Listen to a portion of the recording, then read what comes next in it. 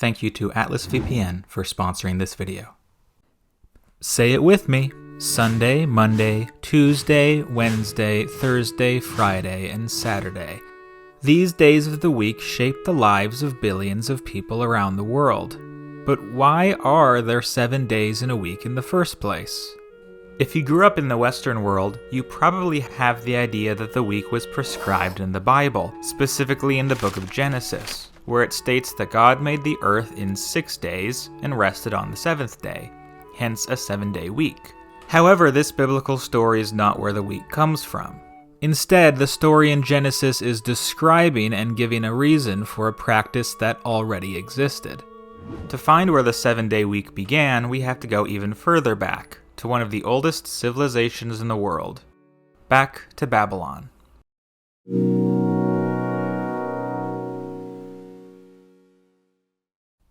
Before we continue, here's a quick word from our sponsor, and that sponsor is Atlas VPN. We all like the internet, right? With the internet, we can learn new things, shop online, and chat with friends all over the world. But the modern internet isn't always safe.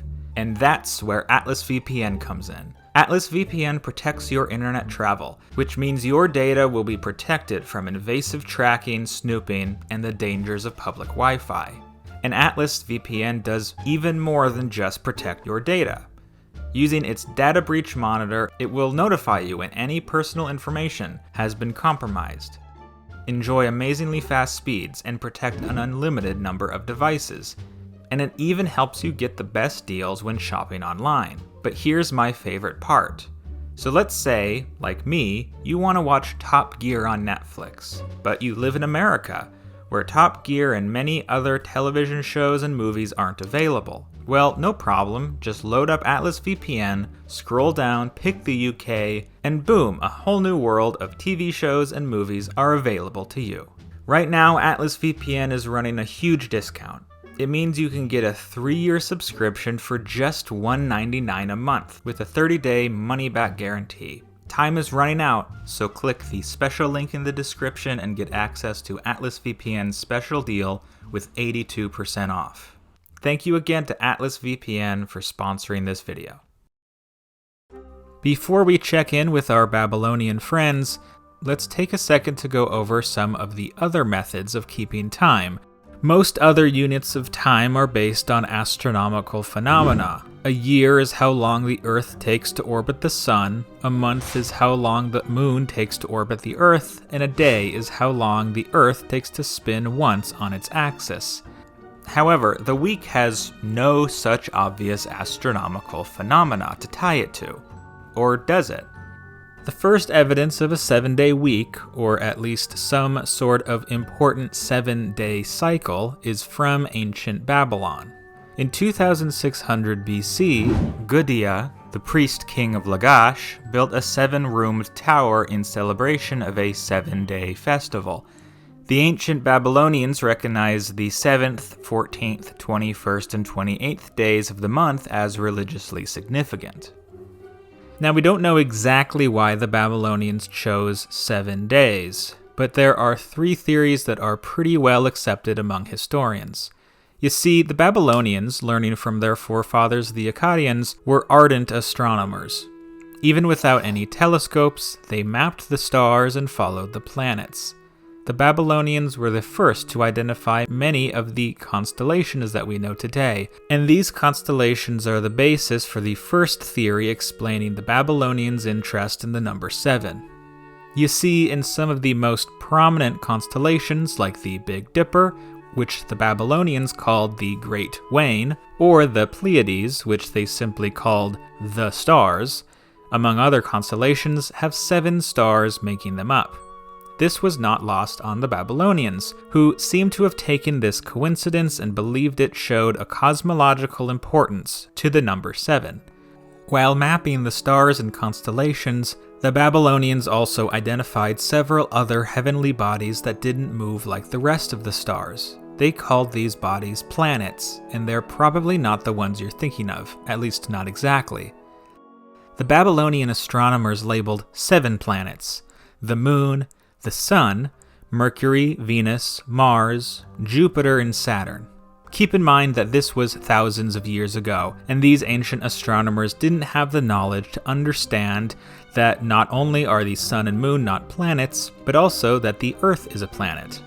The fact that there were 7 planets further enforced the importance of the number 7 in Babylonian culture. There is further evidence to support this explanation for Babylon's 7-day week, based on the fact that they named the days after the planets. The names of the planets were also the names of some of their gods, which was of course a practice carried on to the Greco-Roman world, though we'll get to that later. The last theory explaining the choice of a 7-day week is the fact that each phase of the moon happens in roughly 7 days. Now, in many ways, this seems like the most obvious explanation for the 7-day week, but there's a problem to consider. The truth is, it's actually not that easy to figure out, especially with the methods the ancients employed, how long a lunar cycle actually is. And secondly, each phase of the moon isn't quite 7 days. In some cases, it can be 8 days. To tell the truth, all of these explanations were probably responsible in part for the adoption of the 7-day week by the Babylonians. It's reasonable to assume that they observed the constellations first, then mapped the phases of the moon, and then discovered the 5 planets, and added them to a list including the sun and moon, which is where the days get their names. But hold on, that leads to another question. Where did the names of the days come from in English? Well, to answer that question, we have to look to Rome. The Romans actually seem to have used an 8-day week in their earlier period, and only adopted the 7-day week later, making it official during the rule of Constantine. They adopted it, as with so many things, from the Greeks, who in turn got it from both the Mesopotamians and the Israelites, probably during Alexander the Great's empire. Anyway, the Romans took the 7-day week, and copied the Greeks and Babylonians by naming the days after their planets, which were in turn named for their gods. The Romans spread their culture, including their week, all throughout their empire, and even into the Germanic tribes, one of which were the Anglo-Saxons, who were the first English speakers, though their language sounds very different from ours. Using a process scholars call interpretatio Germanica, the Germanic peoples substituted some of their deities for the Roman deities. Sunday and Monday stayed the same, so Dies Solis became Sonnendag, eventually Sunday, and Dies Lunae became Monendag, eventually Monday.